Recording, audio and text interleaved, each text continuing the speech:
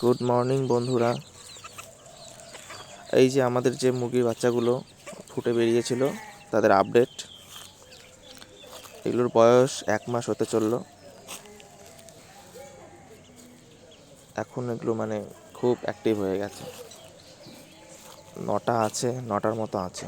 13টা ফুটেছিল, তার মধ্যে 4টা বেড়ালে খেয়েছে, আর 9টা আছে। এগুলোর আর সমস্যা নেই, বড় হয়ে যাবে।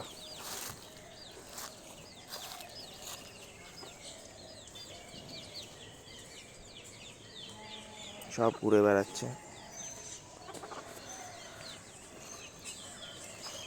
আমাদের আরও বাড়িতে কিছু অতিথি আসছে। আমাদের ভেড়া তো বাচ্চা হয়েছে, এই দেখো, এটা 3টে বাচ্চা হয়েছে। এই 3টে বাচ্চা এর।